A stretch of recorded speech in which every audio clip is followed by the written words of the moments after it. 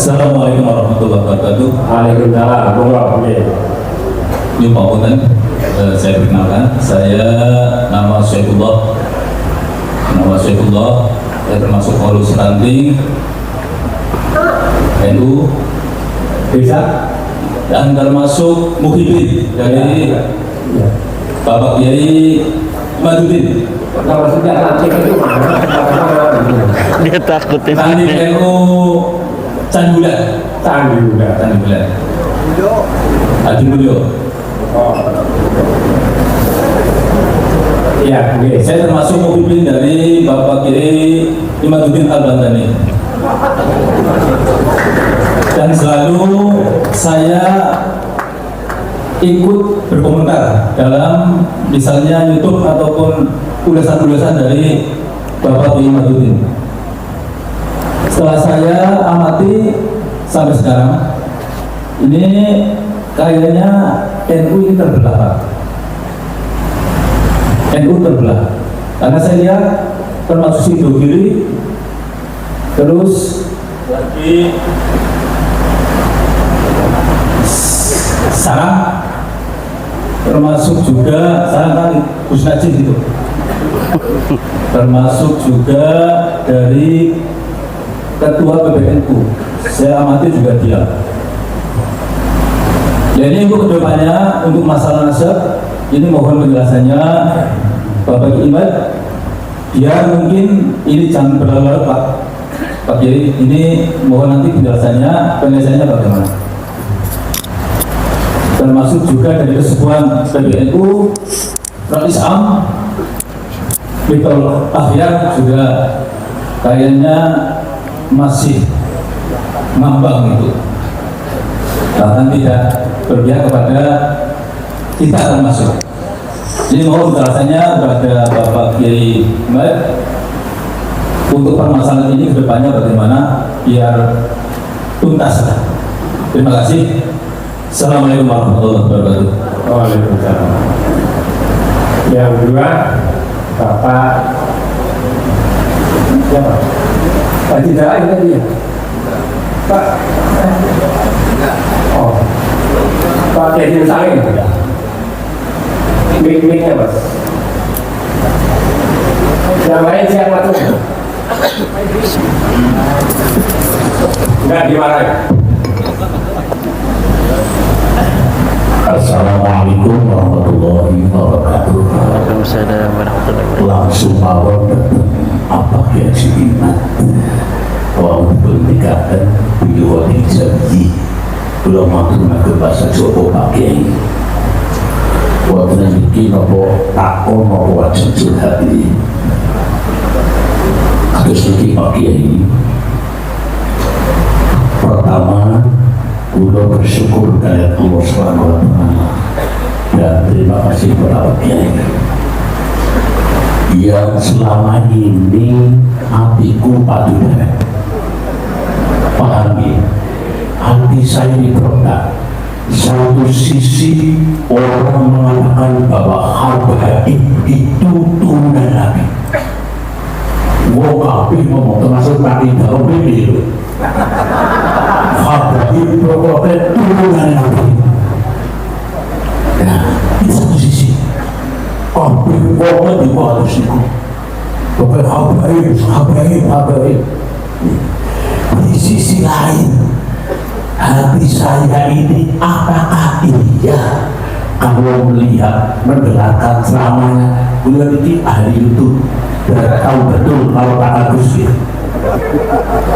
apa iya ya seorang turun Nabi Yusewu ngendika kalau pejabat Jawa Kodok misalnya nanti tapi ini bangsa Cici asuh aja ada, benar ya. Aku terlebih, benar ya. Ini dalam forum ceramah. Bahkan kadang-kadang membawa curi. Lagi, hati saya bertanya, betulkah itu adalah titisan Rasul bahasa saya? Kondisi di besok.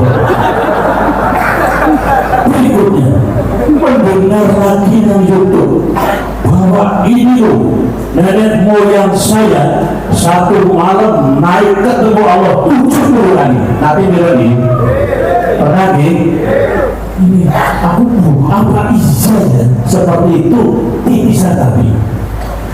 Terus hati saya berkata, ada seorang nenek moyang habaib ini bisa mengusir malaikat mungkar nakir itu. Betul? Apa berapa sih tahun yang lalu? Nah jadi, Masya Allah. Terus ada lagi yang bisa menjatuhkan air susu dari langit. Benar. Emas dari langit. Bahkan kalau orang yang jadi wali pun udah ketari bisa jaga, bukan jadi wali. Jadi, terus yang sering saya dengar juga, pokoknya apapun bagaimanapun, kalau iman kepada Al-Quran, percaya Al-Quran, kepada Nabi tapi tidak lewat khabaib, ini sesat. Benar sih? Iya. Nanti ini? Ya, betul.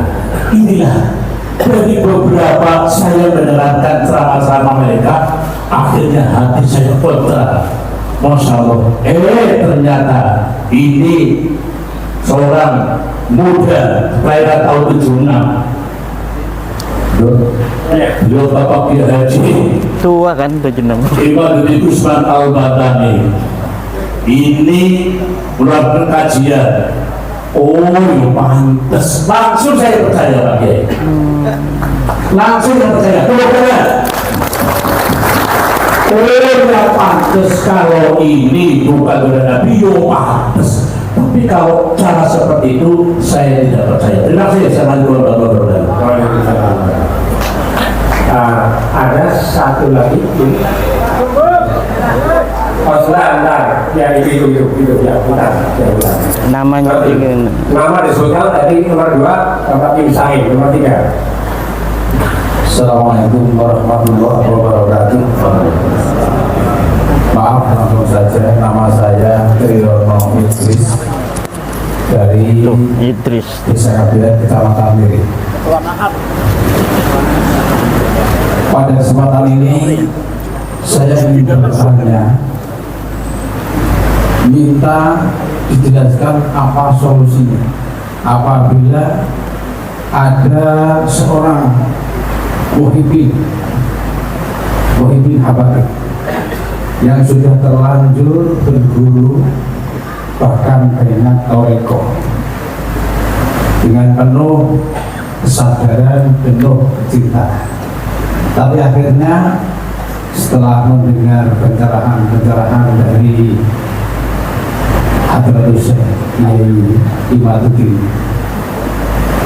Al-Batani, akhirnya menyadari bahwa jalan yang ditempuh selama ini salah.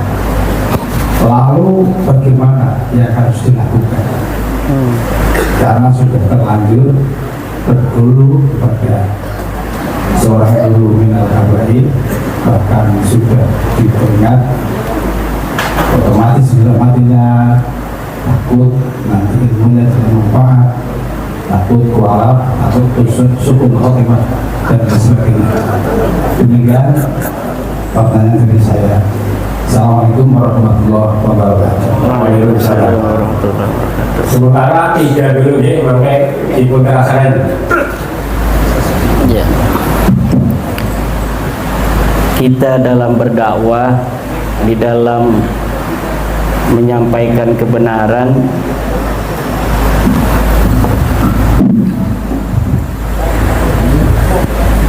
itu jangan ingin cepat-cepat selesai.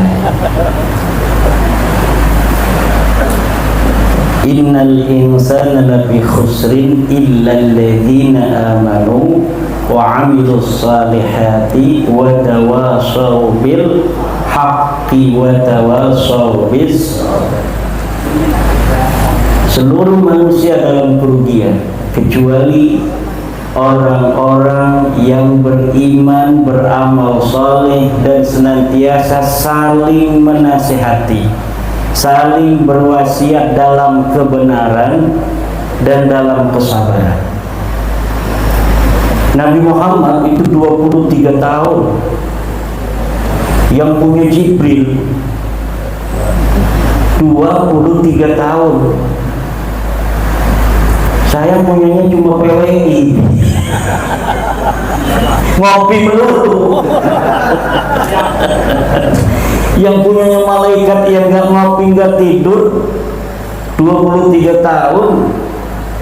Itu baru al-yawma akmaltu lakum dinakum wa asmamtu alaikum ni'mati wa raditu lakumul islama dina. Ini baru 2 tahun, masih 21 tahun lagi. Kalau kita melihat perjuangan Nabi, siapa yang pertama pecah? Keluarga Nabi dulu. Abu Lahab dengan Hamzah.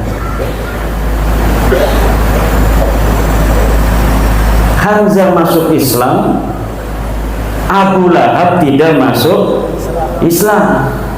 Ada yang tengah-tengah, Abu Thalib. Mirip sekarang juga. Ada yang langsung gagah perkasa kayak Hamzah, Muhammad benar. Betul? Ada yang kayak Abu Lahab, salah, sesat itu Muhammad, Khawarij. Ada yang ke Abu Thalib, ke sana. Guys, ulah, jangan mau nyakitin, hadapin saya. Kan ada yang begitu.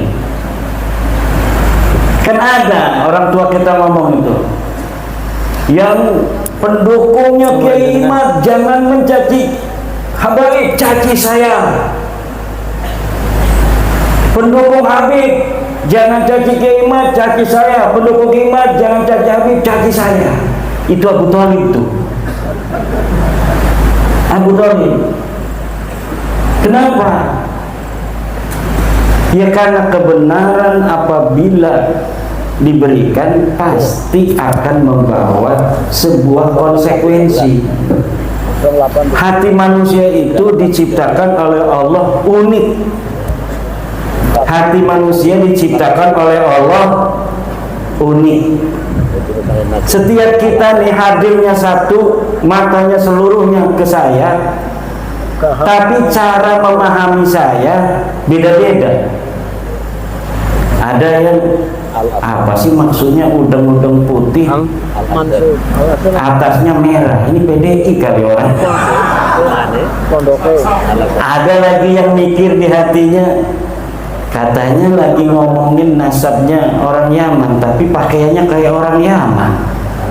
Ada lagi ibu-ibu sebelah sana, kira-kira dia ini mau kawin lagi enggak ya? Saya masih punya anak perempuan lagi takdir gitu. Itu Kiai. Macam-macam. Hati itu cara memahami, cara dalam merespon itu berbeda-beda. Jadi itu saja. Saya kan hanya meneliti nasab Pak MWC, Pak Ranting. Tidak bisa menebak apa yang akan terjadi, solusinya seperti apa. Saya juga nggak paham solusinya apa. Saya nggak paham solusinya. Yang saya tahu, Habaib bukan cucu Nabi. Berdasarkan penelitian saya, berdasarkan dalil-dalil yang jelas, orang yang namanya Ubed, yang katanya leluhurnya para habaib, yang katanya wafat 383, katanya punya ayah namanya Ahmad bin Isa. Ini cucu Nabi asli. Dia tertulis namanya dari mulai abad ke-5, ke-6, ke-7, ke-8, ke-9. Ada semua tuh kitab-kitab nasab, dukcapilnya itu di setiap masa ada.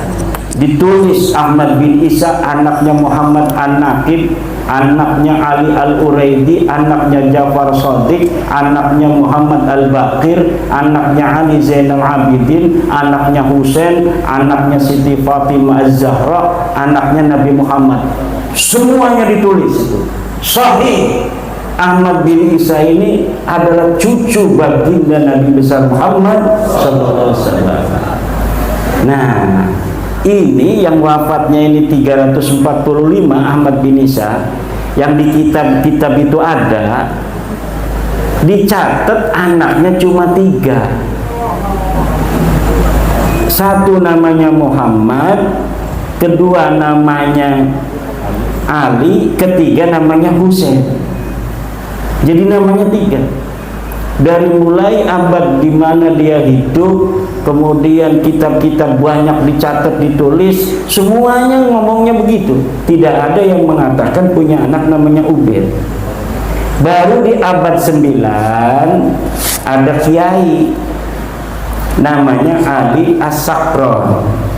Dia nulis kitab bahwa dia namanya Ali, punya ayah namanya Abu Bakar, punya ayah namanya Abdurrahman, punya ayah namanya Maula Dawila, punya ayah namanya Ali Sahibud Darat, punya ayah namanya Ali Al-Ghayyur, punya ayah namanya Faqih Muqaddam, punya ayah namanya Ali, punya ayah namanya Muhammad Sahib Mirbad, punya ayah namanya Ali, punya ayah namanya Ali bin Alwi bin Muhammad, punya ayah namanya Alwi, punya ayah namanya Ubaid, punya ayah namanya Ahmad bin Isa. Katanya itu di kitabnya dia tuh.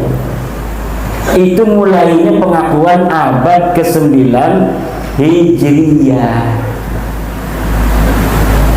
Dari mulai situlah kemudian kitab-kitab yang lain, karena dia kiai punya murid, muridnya nyatet. Termasuk Ibnu Hajar, dia punya guru sepupunya Ali As-Sakron ini, namanya Al-Idrus.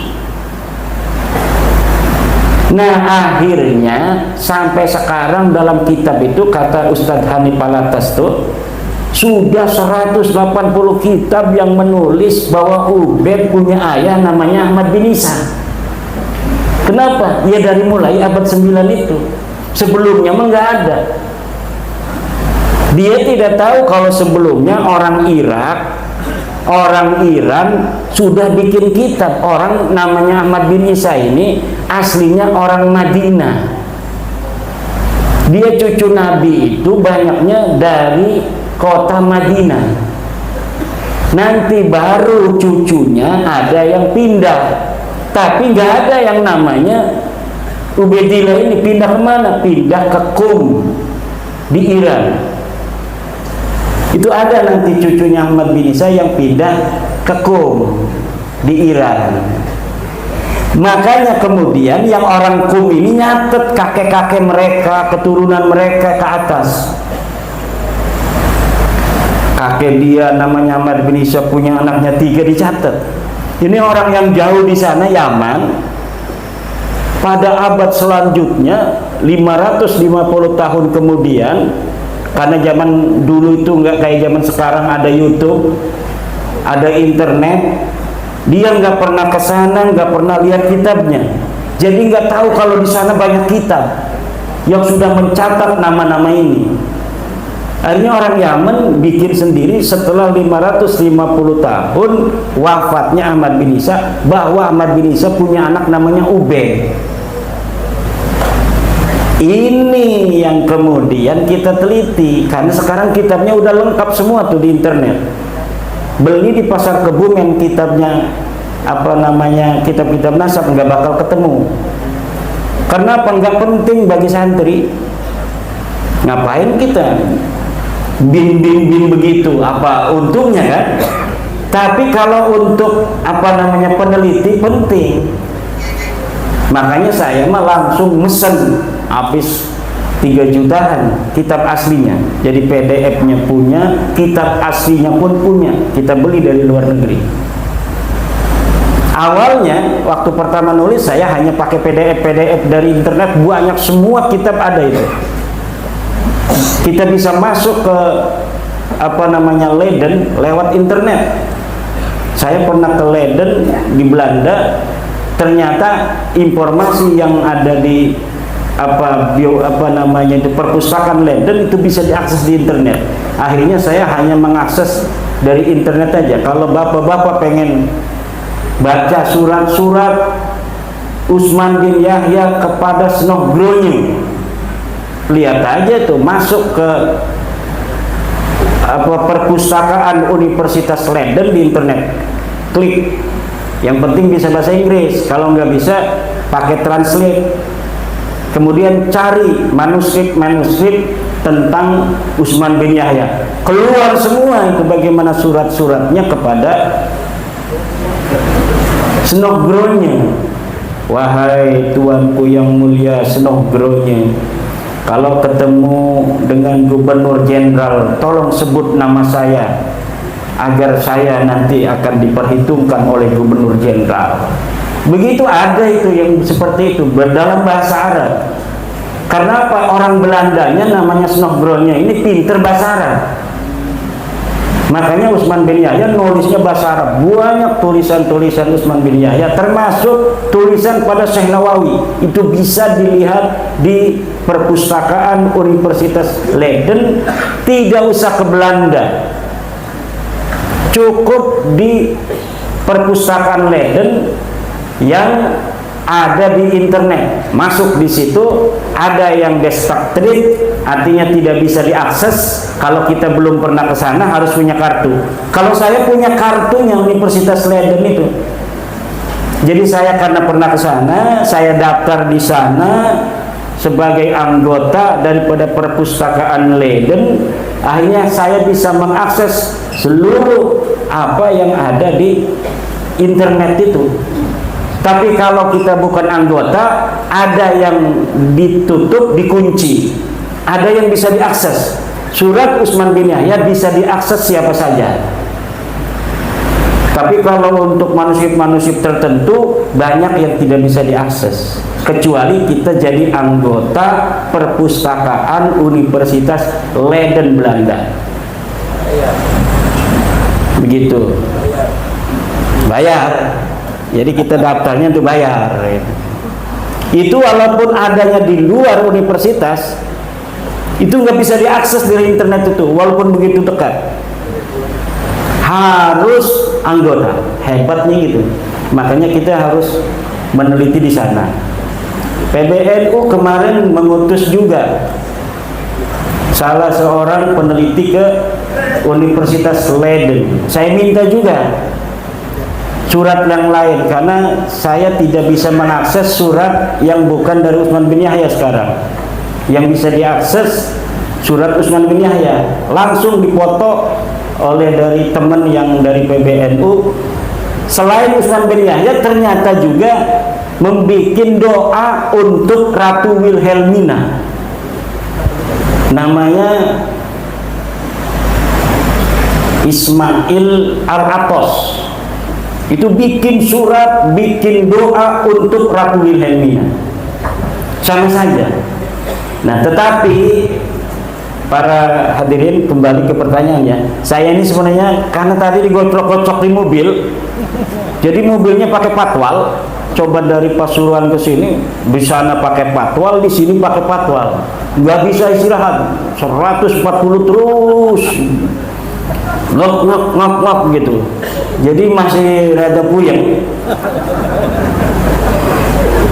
karena mobilnya nggak bisa berhenti, mau apa nggak bisa, kan pakai polisi, masa kita yang berhenti polisinya jalan gitu.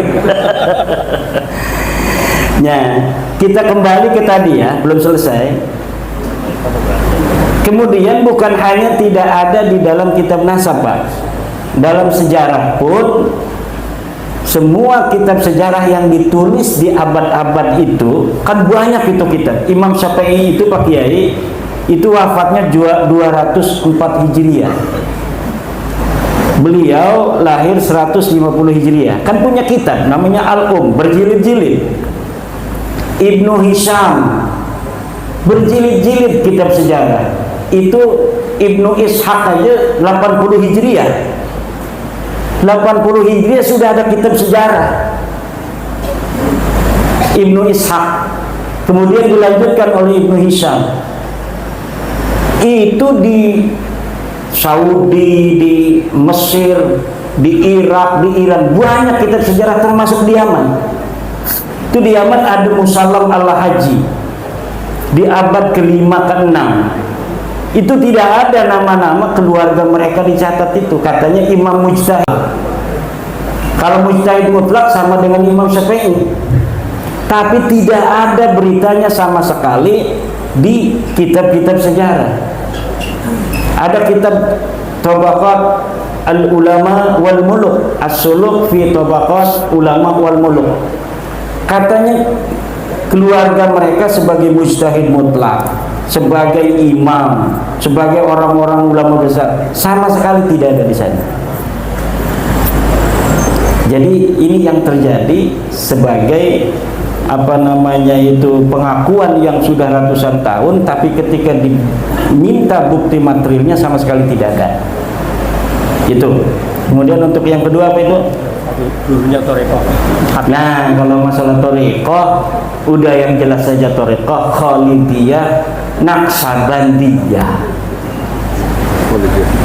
Gurunya yang jelas silsilahnya. Tuh kayak saya tadi sebutin, Kiai Wahib punya guru bapaknya Kiai Mahfud, punya guru Kiai Hasbullah, punya guru Kiai Abdurrahman, punya guru Kiai Syekh Sulaiman Judi atau Syekh Raub, Syekh Raub dulu ya, Syekh Abdul Raub ke Syekh Sulaiman Judi. Terus kalau Syekh Sulaiman Judi itu sudah banyak jurnal di UIN itu, banyak sekali yang menulis mencatat tentang Syekh Sulaiman Judi. Bagaimana silsilahnya sampai Sayyidina Abu Bakar As-Siddiq itu sudah jelas. Dari Syekh Sulaiman Zuhdi Jabal Qubais saja ke bawah, jelas apa tidak? Kalau yang Khalidiyah Al-Huda ini jelas. Saya sudah teliti, saya ini peneliti. Jadi kalau misalnya saya mendengar itu sana ada Thariqah di Banyumas, Thariqatnya Bailiyah, saya teliti sebelum saya siqah. Oh, ini pasti garis sejarahnya. Apalagi ini mah dari ayah ke anak, dari ayah ke anak, dari ayah ke anak.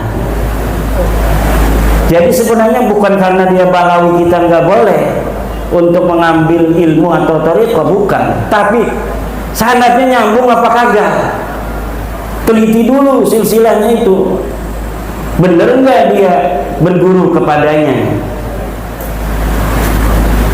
Katanya ngambilnya ke Mbah Ilyas, kok tarekannya Sadiliyah? Kan aneh itu. Kalau Mbah Ilyas ya sama dengan Mbah Hasbullah, Naqsabandiyah, Khalidiyah. Ini katanya ngambilnya ke Mbah Ilyas, Mbah Malik ya. Tapi kok jadinya Sadiliyah? Ya ini berarti nggak nyambung. Ini bahaya kalau terkait nyambung, kita bukannya usul ke Allah, ke yang lain, ke Borobudur nanti. Udah, thariqah yang jelas-jelas saja. Thariqahnya Kiai Nusantara. Abah ada lagi. Kiai Musta'in mah itu mah bukan pertanyaan, curhat dia mah. Curhat dia. Udah yang lain. Baik, benar. Tadi banyak disebut nama Utsman bin Yahya. Manhua, siapa dia itu? Dia adalah mufti pemerintah Belanda yang dibayar setiap bulan oleh pemerintah Belanda. 100 golden. 100 golden. Berapa juta sekarang? Ya semiliar. Enggak tahu saya. Ya, bedanya dengan Mas Ali. Basim akan dijadikan bukti tapi tidak tersah oleh Belanda. Nah ini supaya tersah. Oke, wah siapa yang semangat tadi? Oke, ya sebelah kanan kita. Oh ya, depan 1, 3, ya. Ya, 1, 2, 3 dulu. Oke, nama sebut ya. Asal. Assalamualaikum warahmatullahi wabarakatuh. Waalaikumsalam. Ya. Saya Ahmad Effendi dari Ayah dari Kalipo Ayah Kebumen, santrinya Romo Rahim. Para matur, sebelum pertanyaan begini Pak Yai, saya yakin di antara ratusan atau ribuan pengunjung pada malam hari ini hanya 1-2 orang yang pernah kemudian itu menelaah basis panjenengan. Tetapi saya yakin kebanyakan mereka termasuk saya bersyukur dengan adanya basis panjenengan. Artinya apa? Penerimaan terhadap basis panjenengan bukan karena kami paham basis panjenengan, tetapi basis panjenengan menjawab keresahan kami selama ini terhadap perilaku para baklami atau habaib ini yang khususnya di Indonesia, khususnya kepada kita para santri dan kaum nabiyin yang jadi targetnya. Ini perilakunya sudah bahasa istilah Jawanya adalah kebangetan, memaksa untuk kadang-kadang meminta sejumlah nominal uang dan lain-lain. Jadi kami begitu senang dengan adanya tesis panjenengan, walaupun sampai hari ini saya pribadi pun belum pernah membaca tesis panjenengan, tapi saya bersyukur. Tetapi hari-hari ini saya agak tergelitik ketika teman-teman muhibbin mengirimkan video ke saya, potongan-potongan video di situ yang isinya begini. Pernyataan Yai ketika mengatakan bahwa Roma Irama adalah waliyun min awliyaillah. Ini saya agak bingung jawabnya. Artinya saya kepingin ikut menjawab, artinya untuk sebagai pembelaan terhadap keinginan saya terhadap basis panjenengan. Tapi saya juga bingung. Nah, ini mumpung sekarang Romo Yai ada di sini, ini nyuruh pangapunten jika itu untuk pernyataan panjenengan yang mengatakan bahwa Roma Irama adalah wali min awliyaillah. Ini nanti dijelaskan sekalian biar gamblang, jelas, syukur-syukur malah di sini ada muhibbin sehingga bisa langsung mendengarkan. Itu yang pertama. Yang kedua, mungkin ada dijelaskan juga karena di kalangan santri itu mereka memahami bahwa dalam urusan masak biasanya metodologi yang dipakai adalah syukur istighfar. Nah, ini Kiai kok tidak memakai metodologi tersebut? Itu kira-kira alasan ilmiahnya seperti apa biar dari ini malam ini juga kita bisa mendengar secara langsung. Saya kira demikian. Mohon maaf apabila ada kesalahan. Allahumma muwaffiq ila aqwamit thoriq wa aqumikum. Wassalamualaikum warahmatullahi wabarakatuh. Waalaikumsalam warahmatullahi wabarakatuh. Pak Yai Effendi, selamat raya. Ketua MPCNU Kecamatan Raya, Simbau Reso, Pantai Selatan. Pantai Selatan. Ada itu juga. Yang kedua, tadi kita dulu. Wah. Assalamualaikum warahmatullahi wabarakatuh. Waalaikumsalam. Mohon diperkenalkan, saya nama Pujiono SPD atau Pujiono Pensiunan dari Kabupaten Wonosobo, murid Torekoh dari Bapak Kiai baru 9 bulan. Wah, udah suluk. Belum. Karena mau berangkat kemarin katanya pada umroh. Alasan aja nenek. Mohon maaf barangkali saya nanti agak malu atau agak salah, tapi saya sebenarnya sudah siap bertanya, tapi puji dulu saya. Pertanyaan pertama, mohon maaf, saya itu kan ketua 2 MBC pada kita, kemudian ketua 2 PWI KS pada kita. Saya kadang-kadang di sini tuh mumet karena pengurus-pengurus NU yang lain kadang-kadang mengatakan seperti ini. Jualan namanya berbeda. Kalau di situ alim alama tetap saya hormati. Kan gitu ya, umumnya itu. Tapi kalau saya melihat dari sejarahnya, pertama Andek Berada, kedua Andek PKI, lagi. Ketiga, tidak ngaku kalau itu palsu.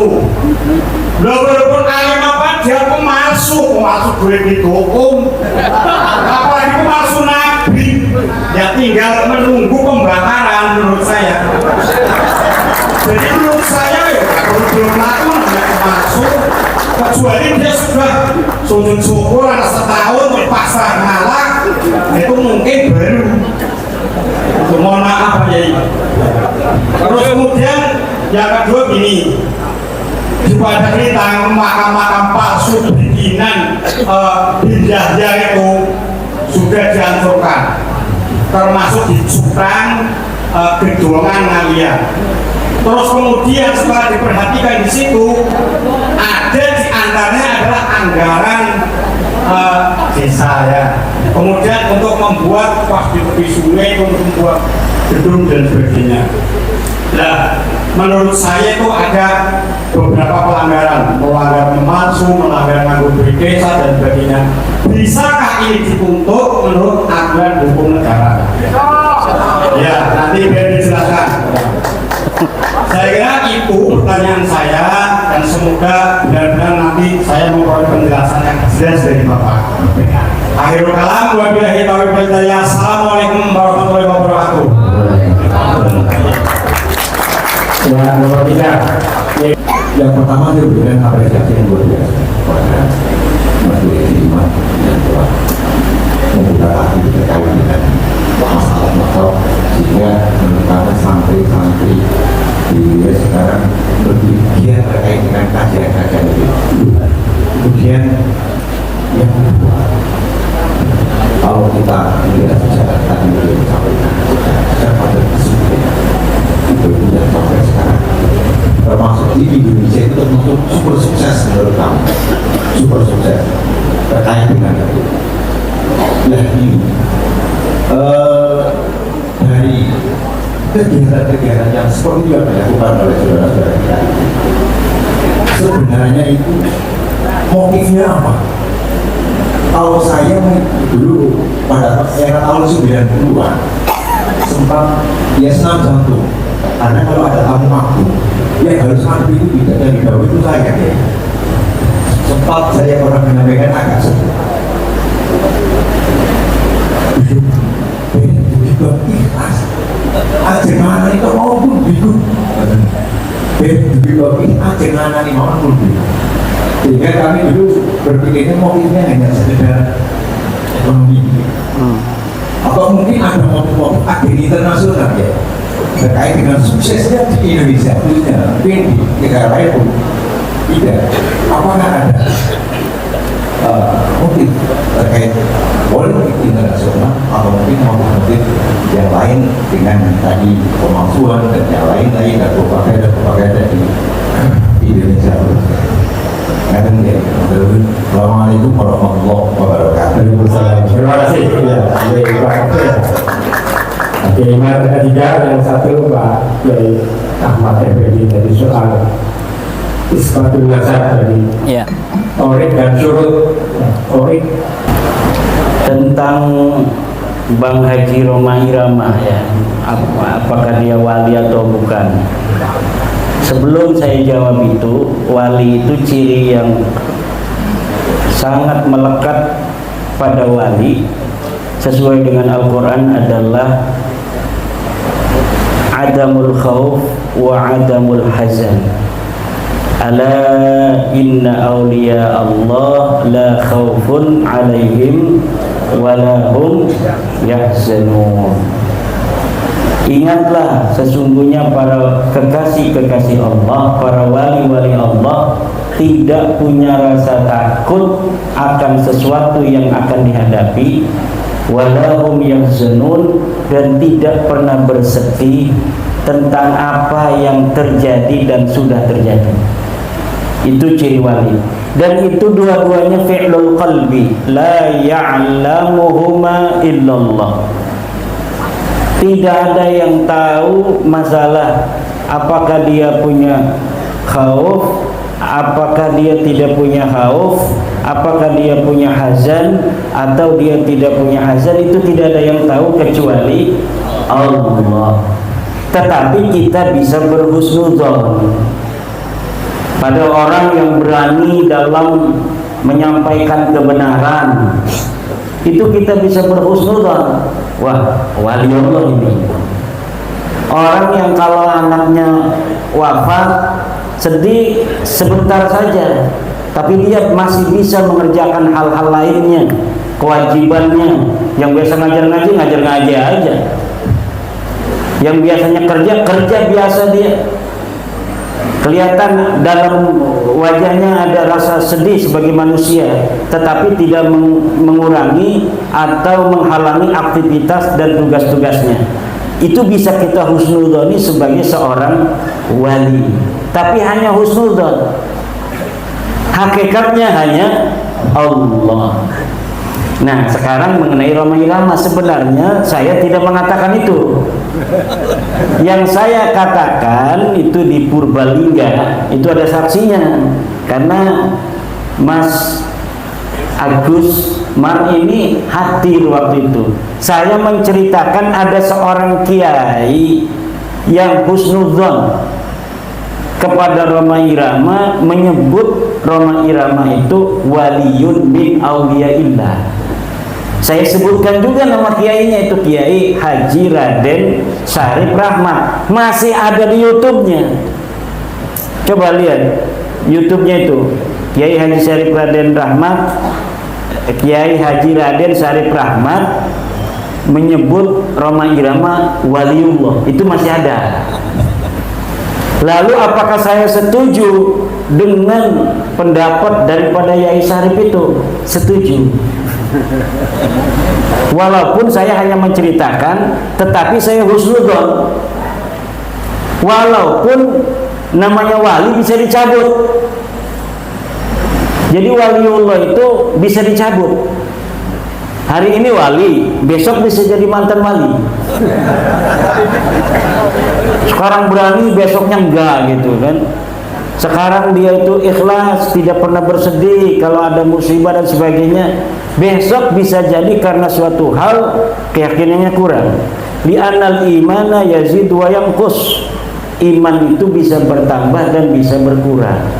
Birsiso, wali kan dulunya. Akhirnya dia menjadi seorang yang kafir. Na'udzubillah. Bukan kafir ya, melakukan dosa besar ya. Murtakibul kabair.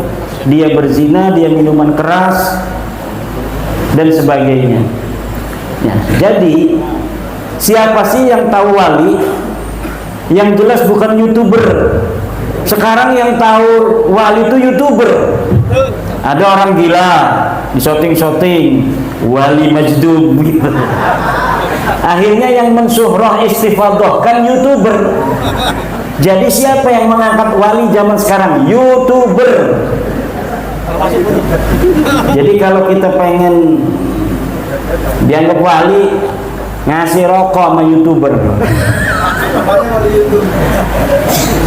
Lalu siapa yang tahu wali? Allah dan dia. Dia kalau di dalam hatinya tidak ada rasa takut terhadap apa yang akan terjadi dan tidak punya rasa sedih terhadap yang sudah terjadi, i'lamu annakum waliyun min auliyaillah. Dan tidak dibatasi namanya wali itu oleh ilmu. Wali itu tidak dibatasi oleh ilmu. Siapa saja kalau dia punya itu, dia punya ciri kewalian. Mau dia YouTuber gak punya takut kan terhadap apa yang akan terjadi dan terhadap apa yang sudah terjadi. Dia itu punya ciri kewalian. Jangan gegabah. Jangan gegabah. Yang penting apa yang diperjuangkan adalah kebenaran. Itu ciri utamanya, kebenaran. Jadi kalau beraninya itu bukan kepada kebenaran, kayak anak-anak muda yang naik motor kalau malam lampunya dimatiin, tidak punya rasa takut. Itu bukan ciri-ciri kewalian, ciri-ciri konyol itu. Anak muda sekarang itu kalau naik motor remnya diblongin. Katanya kalau naik motor masih pakai rem itu berarti pengecut. Itu anak-anak muda itu kenapa banyak kecelakaan? Begitu, dia pakai motor nggak pakai rem, dia pakai motor nggak pakai lampu kalau malam. Kalau masih pakai lampu katanya itu pengecut. Itu bukan berani, itu namanya konyol. Orang berani itu dia punya strategi. Kapan dia harus kelihatan ngerot, kapan dia ngerem. Itu namanya pemberani. Kenapa? Karena cita-citanya adalah kemaslahatan. Nah itu. Kemudian ada yang menarik tadi. Ini yang saya senang nih pertanyaannya. Pertanyaan tentang materi syuhra istifadah. Ada digaungkan isu bahwa saya menolak syuhra istifadah sebagai penetapan nasab. Saya tidak menolak syuhra istifadah dalam penetapan nasab, tetapi syuhra istifadah tidak bisa untuk mengisbat ba'lawi, nggak bisa. Syaratnya syuhra istifadah itu dia tidak boleh bertentangan dengan bayyinah. Itu min syuruti syuhra wal istifadah adalah tidak adanya mudafi', tidak adanya dafi' dan tidak adanya mu'arid. Misalnya begini, saya tadi udah ngobrol sama Yai Wahid sama Pak Wakapolres tentang saya ini ngaku sebagai anaknya misalnya Yai Wahid, tapi ketika dilihat di dalam buku catatan Yai Wahid tidak ada nama saya. Tapi kalau orang sejak kecil ikut kepada seseorang sebagai anak, lalu dikenal di desa itu dia sebagai anaknya, syuhra istifadah itu namanya. Oh, dia anaknya Kang Idris, tapi hakikatnya dia anak angkat. Bagi orang yang tahunya dia itu anaknya Kang Idris, syuhra istifadah itu bisa untuk digunakan. Artinya bisa itu kalau dia ditanya, itu anak siapa? Anak Kang Idris. Itu tidak dianggap berdusta dalam kesaksian, walaupun dengan Al-Quran. Misalnya, ayo bersumpah demi Allah bahwa si fulan ini anak Kang Idris. Demi Allah, si fulan ini anaknya Kang Idris. Itu namanya tidak berdosa mengisbat seorang anak yang sudah syuhra istifadah. Mengenai benar atau tidaknya dia itu anak Kang Idris, itu hal lain.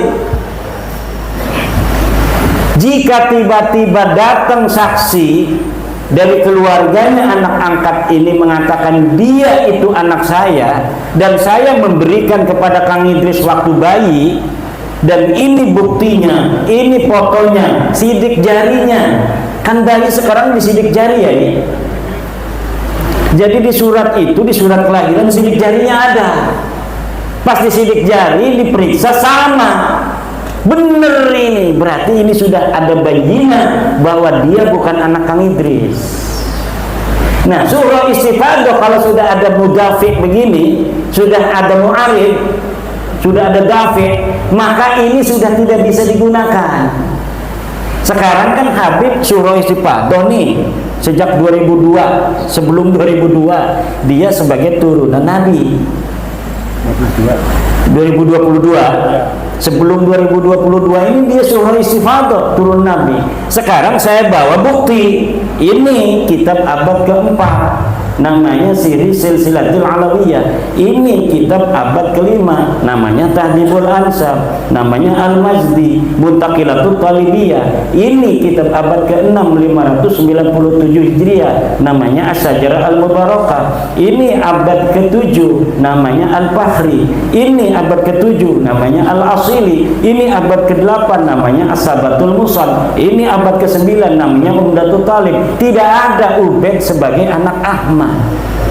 Nah, kalau sudah ada bukti begitu, surah istifadah sekarang ini gugur semua.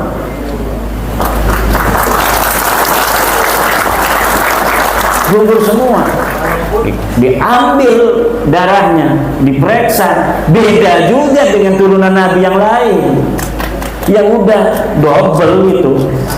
Cuma saya sudah mengatakan itu, bahwa ketika kita sudah tahu begini, tidak mesti kita ini bermusuhan.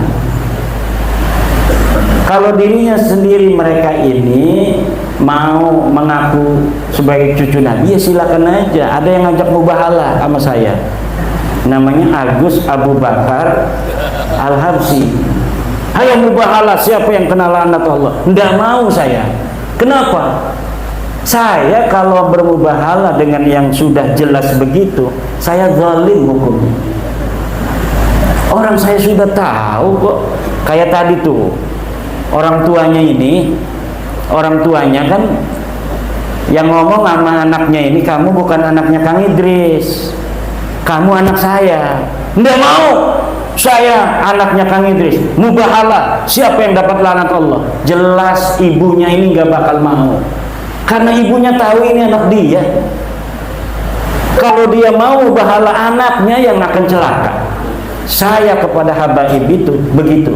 Tidak mau saya melihat habaib itu membawa-bawa nama anak keturunannya untuk celaka. Tidak mau saya. Tapi kalau untuk hanya dia saja misalnya, mungkin lama-lama akan saya layani itu kalau dia maksa-maksa terus. Kalau dia maksa terus, ayo kita mau bahala, boleh, tapi jangan bawa anak cucu. Anak cucu yang gak berdosa ke bawah-bawah nanti. Kamu saja, siapa yang mati dulu? Siapa yang ini? Boleh nanti lama-lama mah. Tapi sekarang saya masih gak mau. Kenapa? Karena memang itu bukan tujuan saya untuk membuat mereka itu menjadi orang terlaknat, bukan. Saya hanya kasih tahu ini kewajiban ilmiah. Bahwa saya tahu kamu bukan cucu Nabi.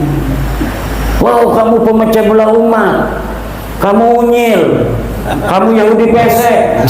Nanti dulu, jangan marah-marah. I love you.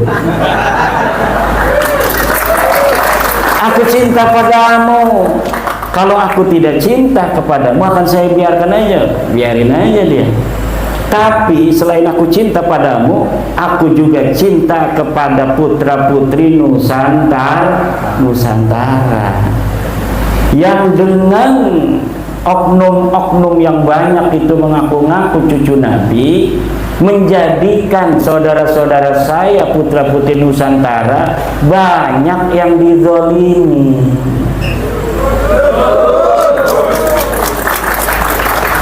Setelah saya tahu kamu bukan cucu Nabi,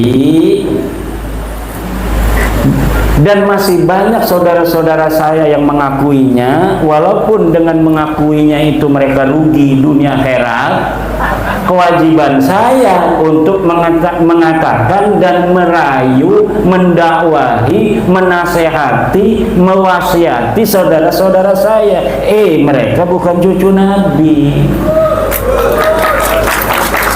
Kalau kamu mah urusannya, masalah kamu itu urusan sendiri.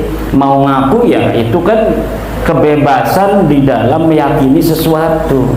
Tetapi kalau hubungannya dengan saudara-saudara saya, Mukibin, ini kan saudara saya Mukibin ini mantan Mukibin, ini mantan Mukibin, ini mantan Mukibin, ini mantan Mukibin besar ini. Saya mantan Mukibin juga. Banyak yang pernah kita berikan karena kita mengharapkan cinta kepada Rasulullah dan cintanya Rasulullah kepada kita. Kemudian kita memberi sesuatu kepada orang yang mengaku keturunannya, walaupun kita juga punya riwayat sebagai keturunannya, tapi kan kita tidak mengaku-ngaku.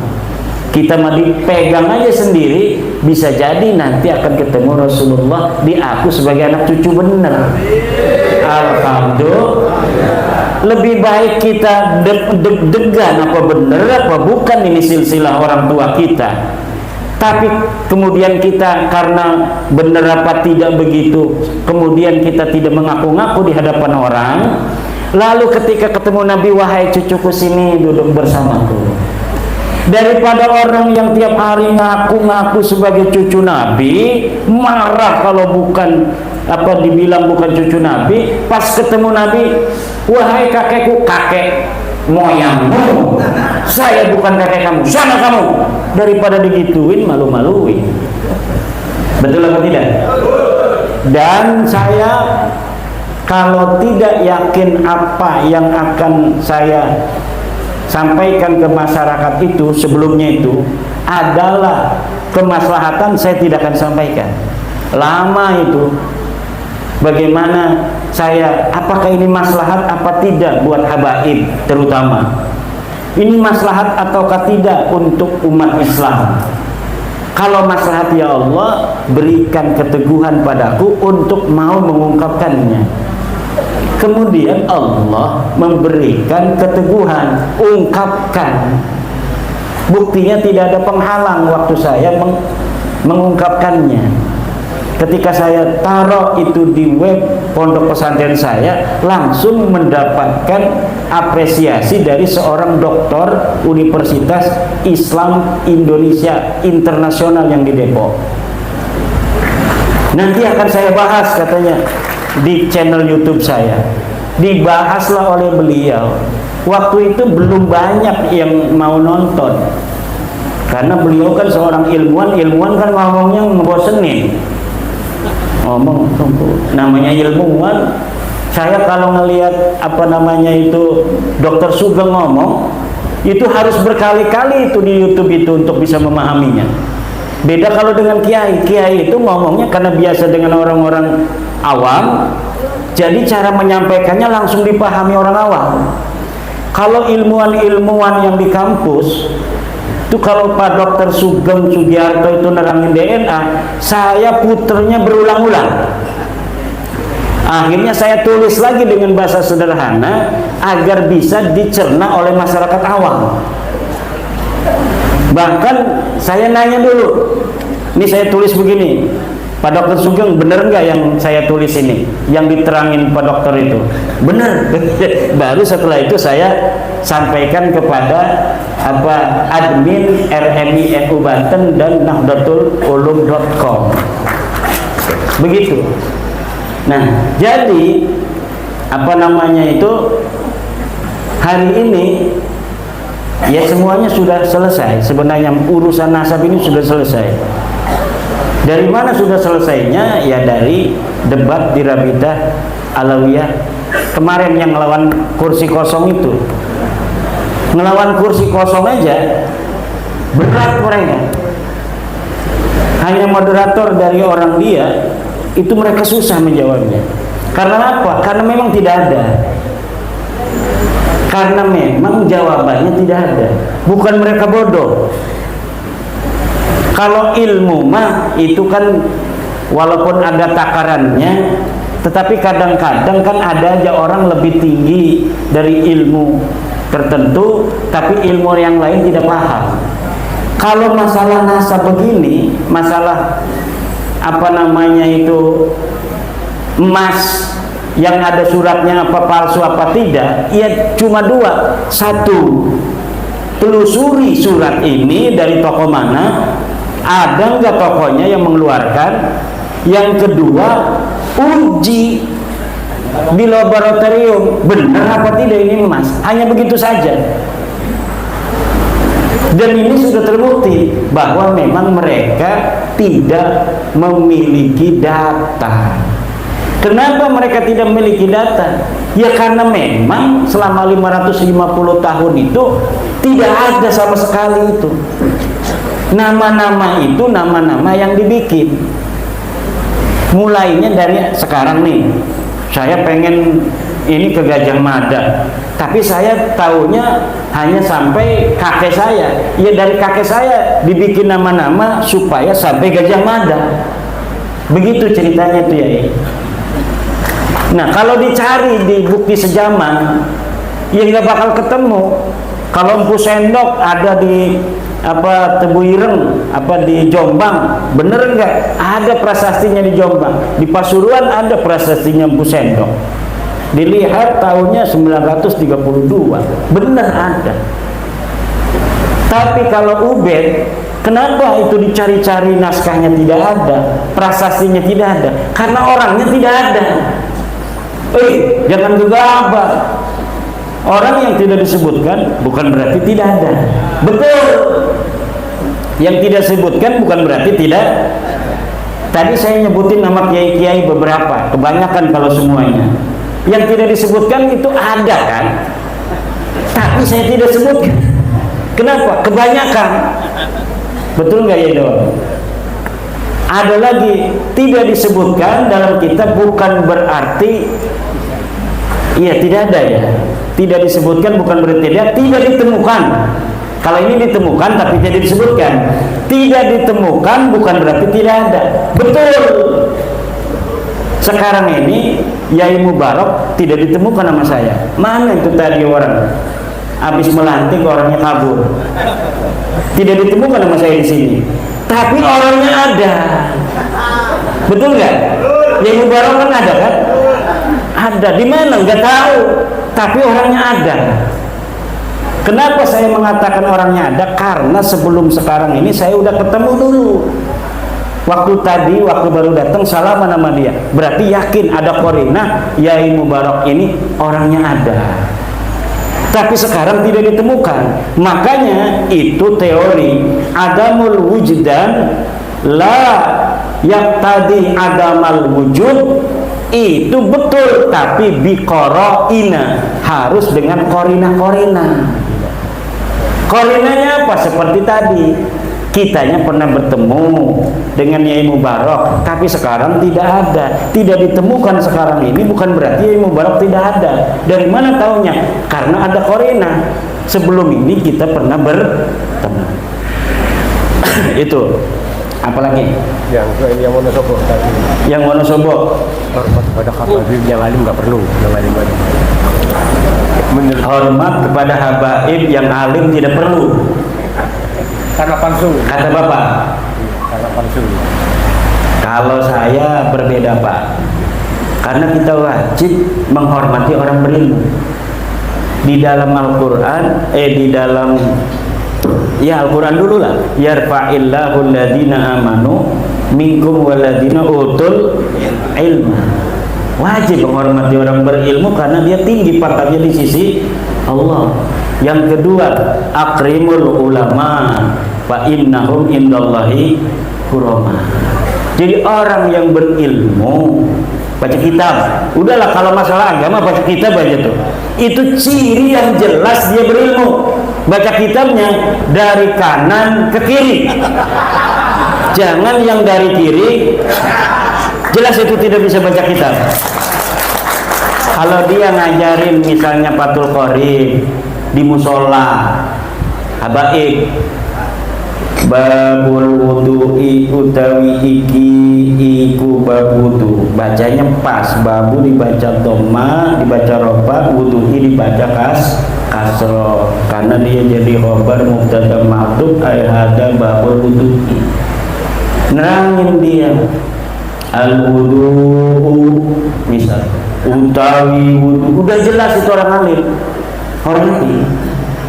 Udah dia mengajar Fathul Qorib di musola kok, ya enggak?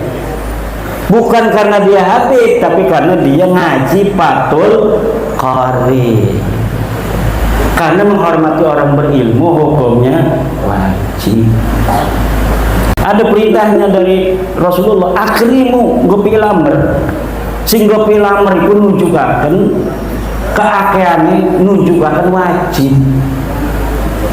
Senajan orang kabeh amr iku nunjukkan wajib, ana sing nunjukaken sunnah, ana sing nunjukaken mubah. Seperti kulu wasrobu, makan dan minumlah. Kui itu kulu fi'il amr, berarti wajib makan itu, bukan. Kalau kulu wasrobu, kulunya fi'il amr itu tidak bermakna wajib, tapi maknanya mubah. Kulu, kalau mau makan, makanlah. wasrobu, minumlah kalau mau minum. Tapi kalau misalnya seorang ulama telah mengatakan ini al-amru yaqtadil wujub, yaitu hasil daripada ijtihadnya ulama. Aqimus shalah. Apa ini makna amrnya? Makna amr al-aslu fil amri lil wujub. Jadi diwajibkan dulu makna amr. Kalau misalnya ada dalil-dalil yang lain yang menunjukkan makna amr ini tidak wajib, baru maknanya turun menjadi sunnah, bahkan turun menjadi hanya boleh gitu. Apalagi ya, Yang tadi Bapak itu motif-motif pemalsuan pencangkokan nasab tadi. pencangkokan nasab, motif pencangkokan nasab itu apa? Itu tadi sudah dijawab tuh sama Pak Pendi ya. Katanya motifnya ekonomi. Kalau saya enggak apa namanya ya, tidak terlalu bisa menjawab motifnya. Apa sih pengennya, karena dia niatnya itu nggak tahu saya. Hanya bisa dilihat dari efek. Nah, efeknya macam-macam. Setiap orang mempunyai pengalaman yang berbeda dengan para habaib, betul nggak? Ada yang diminta keramiknya kayak di Kebumen, di Banyumas. Ada yang diminta kambingnya. Kemarin ada kiai di kampung saya datang ke rumah saya. Kiai, tadinya katanya di kampung itu Habib datang tuh minta kambingnya sama kiai itu satu-satu. Cuma karena yang 5 ini sekarang udah nggak percaya sama Habib katanya. Yang satu masih percaya, namanya Ki Usman. Akhirnya 6 itu minta sama Ki Usman semua katanya. Itu ada yang begitu kemarin. Saya ketawa aja, itu kasihan Ki Usman gitu. Tapi karena dia masih percaya, ya dia kasih untuk mendekatkan diri kepada Allah. Niatnya begitu semua kiai. Makanya orang yang paling gampang ditipu itu orang baik. Siapa lagi sih di dunia ini, terutama di kampung kita, yang lebih baik daripada kiai di dalam agama? Gak ada. Makanya yang banyak jadi korban itu kiai. Orang kaya-kaya yang bukan kiai itu susah ditipu, karena dia mau otak kaya itu kan dapat apa? Dapat kerja keras, dapat dagang, dapat tani, dan dimintain itu jarang yang kena.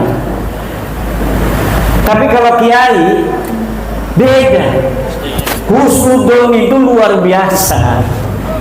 Kadang udah tahu nipu juga dia masih ngasih duit. Saya tahu ini orang dagang jam yang ini kiai, jam ini Rolex. Ini kalau di sana harganya ini bisa 5 juta. Udah sama kiai mah 300.000. Padahal ini jam palsu yang harganya 60.000. Sama kiai ya udah nih 100.000. Dia niatnya bukan beli jam itu. Hanya pengen ngasih aja. Kadang dibawa aja jamnya, nggak mau kiai, saya udah jual kok jamnya suruh dibawa. Ya saya dipegang aja, ya 2 hari mati jamnya. Itu kiai itu.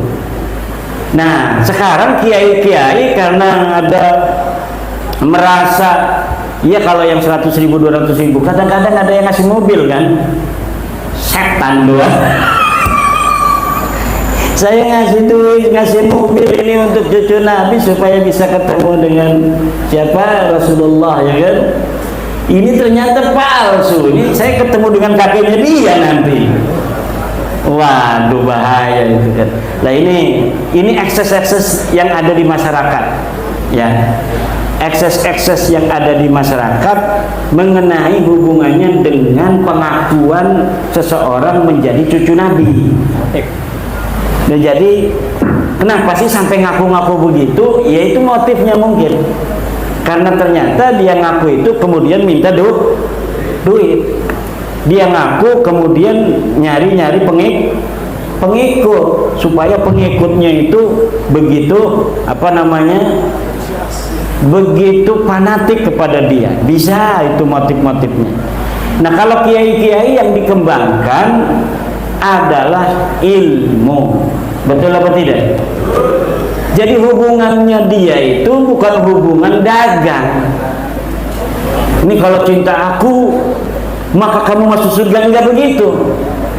Tapi orangnya itu dia menjadi hormat karena dia mendapatkan yang terhormat, yaitu ilmu. Dia mendapatkan yang terhormat, yaitu baiat.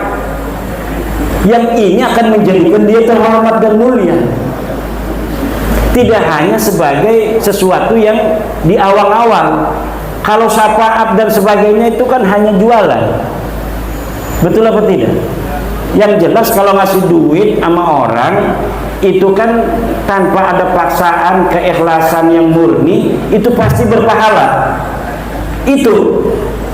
Tapi kalau sering-sering diminta dengan paksa, itu lama-lama dia akan menjadi tertekan, dan setelah tahu bahwa yang minta itu bukan cucu Nabi, sekarang pada marah semua.